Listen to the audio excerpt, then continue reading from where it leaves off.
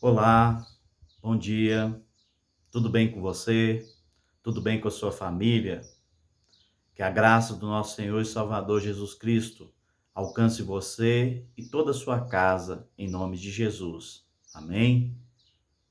Mais uma vez, estamos aqui com Café com Palavra para edificar o teu coração, para que essa palavra gere fé, gere esperança dentro de você e te fortaleça, em nome de Jesus. Hoje nós vamos ler um texto que está em Eclesiastes, capítulo 7, versículo 8 em diante. Se você puder me acompanhar, me acompanhe. Diz assim a palavra do Senhor: melhor é o fim das coisas do que o seu princípio. Melhor é o paciente do que o arrogante. Não te apresses em irar-te, porque a ira se abriga no íntimo dos insensatos. Jamais digas: por que foram os dias passados melhores do que estes? Pois não é sábio perguntar assim.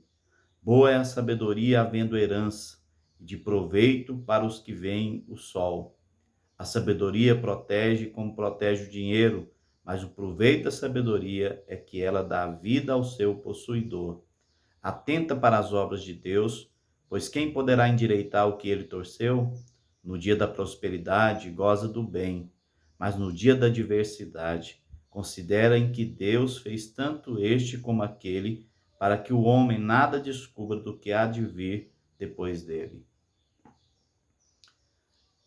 Este ano não tem sido fácil para ninguém, não é verdade? Para muitos tem sido um ano extremamente difícil. Mas eu quero dizer para você que Salomão inicia dizendo: melhor é o fim das coisas do que o seu princípio.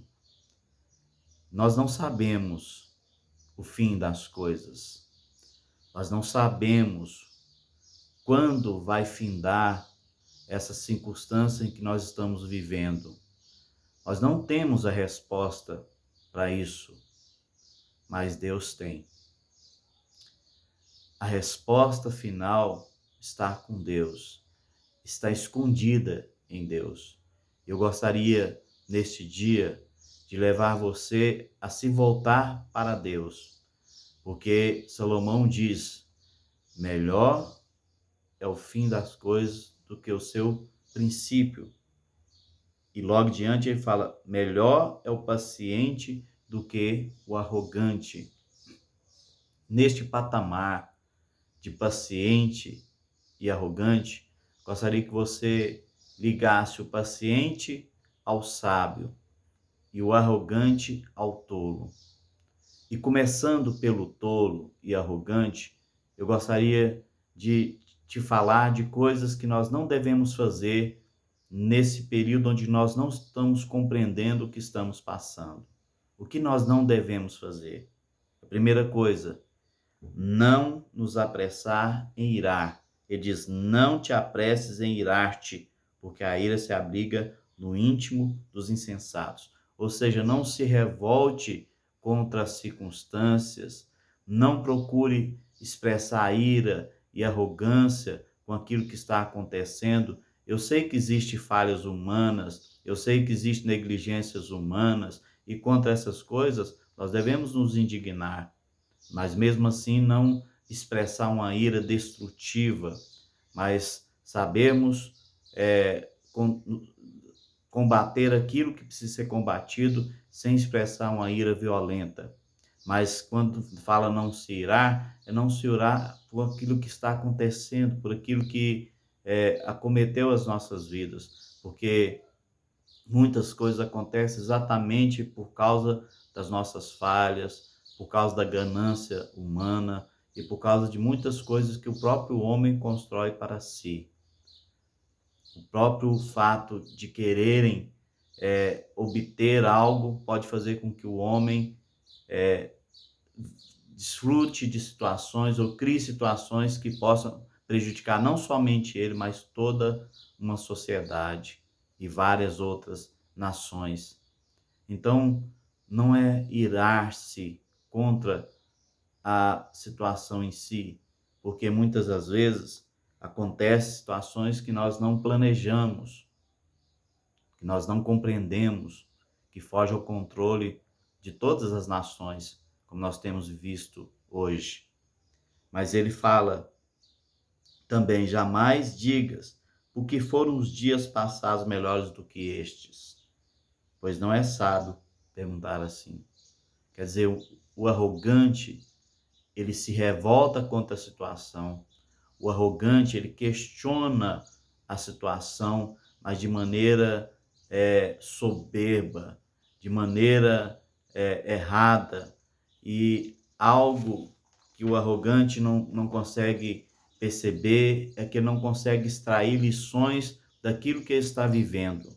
Lá em Provérbios, capítulo 16, versículo de número 5, ele diz: abominável é ao Senhor todo arrogante de coração. É evidente que não ficará impune. O arrogante de coração tenta achar explicações com seus próprios meios, pelos seus próprios recursos. Ele se revolta, ele questiona, ele não tem gratidão no seu coração pelos dias bons que viveu, pelas situações boas que Deus permitiu ele viver. Não, ele se revolta, às vezes até contra o próprio Deus, como se Deus fosse culpado de todo o mal que estamos vivendo, como se Deus fosse o construtor de todo esse mal e não as nossas próprias mãos. Muitos dos males que nós sofremos são frutos das nossas ações ou das ações de outras pessoas perversas. Então, não devemos nos voltar contra as coisas com arrogância. Ele fala: melhor é o paciente do que o arrogante. Como o paciente faz? O paciente age com sabedoria.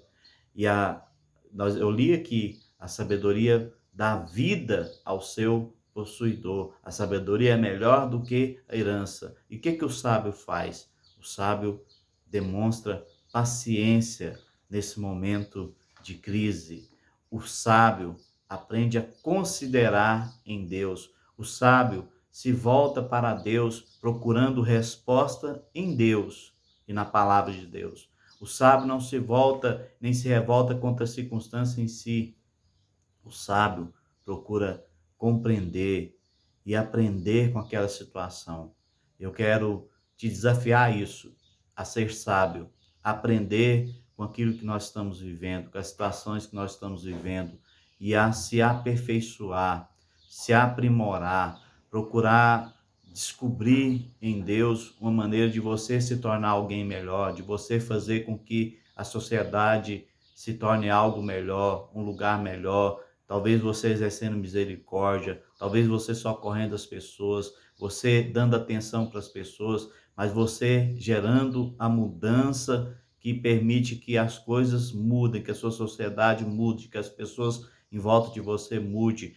Você mudando para melhor no seu relacionamento familiar, no seu relacionamento com seus amigos, com os parentes, mas também com pessoas mais distantes. Você não olhar para si, mas procurar olhar para os outros. Uma vez que você considera em Deus, você aprenda a olhar para si mesmo, a se aperfeiçoar e saber que algumas circunstâncias que nós vivenciamos, elas vêm e elas acontecem muitas vezes para mudar as nossas vidas. O paciente demonstra confiança no fato de que Deus está trabalhando as circunstâncias para o bem dele. Mesmo que elas sejam ruins, Deus trabalha as circunstâncias para o bem dele.